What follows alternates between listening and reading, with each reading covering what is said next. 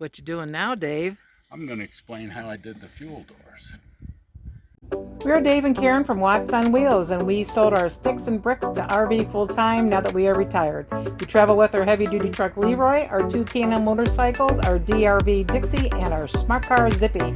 Don't forget to subscribe and click on that bell to be notified when we post a new video. So what all you got going on here? I got a template that I made, put tape on the truck, put Bondo between the template and the tape. Oh. And held it in place till it's set up. And now I'm going to drill a hole, 1/4 inch hole. You might want to stand up in. And that'll be my pilot hole.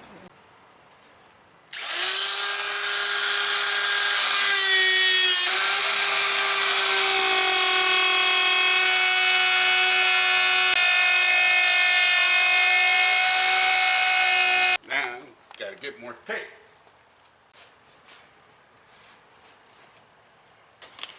That last piece when I go to cut it. I don't want the door flying off and hitting the ground.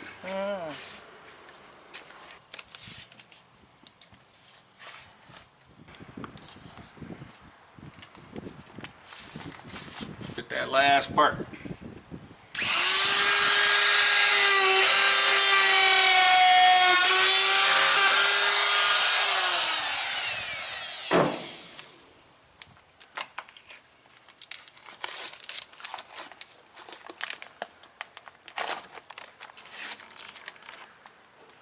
There is our opening.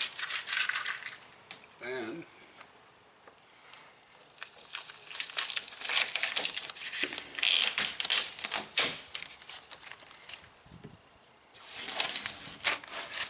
How'd you come up with that idea?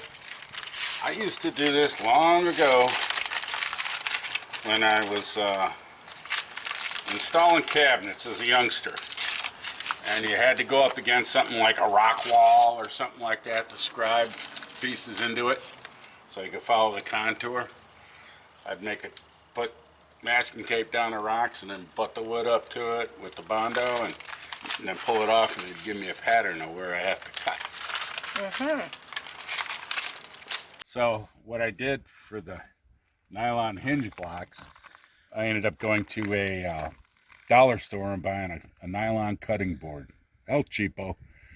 And because if you go to run screws through fiberglass, they don't hold too well, but they will bite into the nylon real good.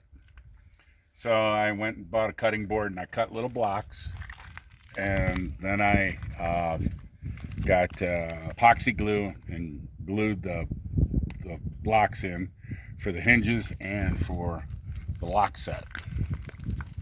What is that stuff? JB Weld epoxy.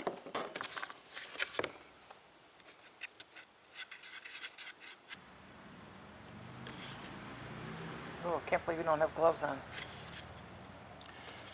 These hands have been through so much.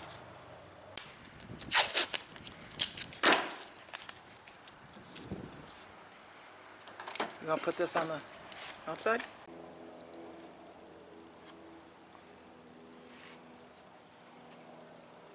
There we go. Well, there you go.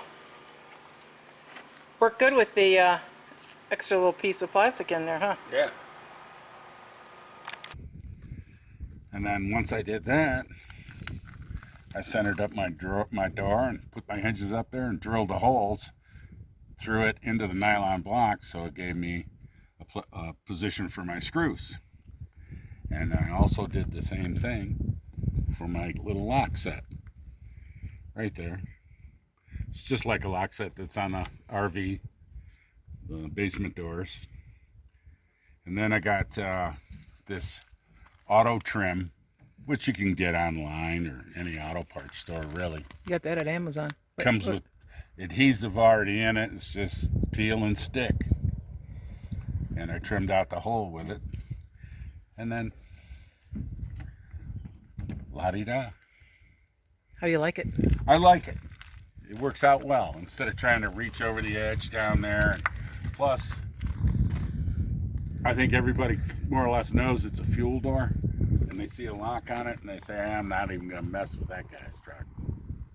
Even though you can look down there and see it.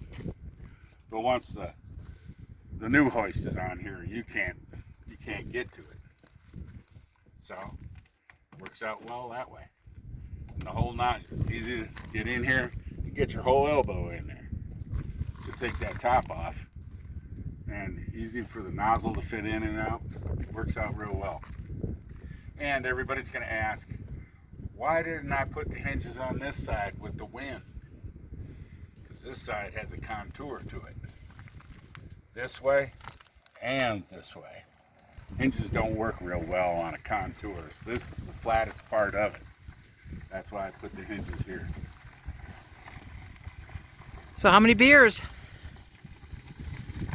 Boy, well, you got cut in fiberglass. That's kind of the, a no-no with the way all the dust and all that hazard right there. Plus the templates and everything up on it. I mean, we're talking probably about 18 to 20 beers a side. How long did it actually take you to make it?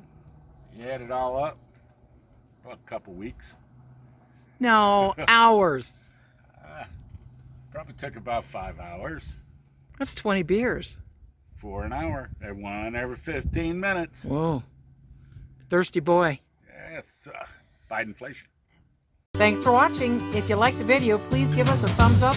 We'd love to hear from you in the comments below, even if it's just to say hi. Don't forget to subscribe.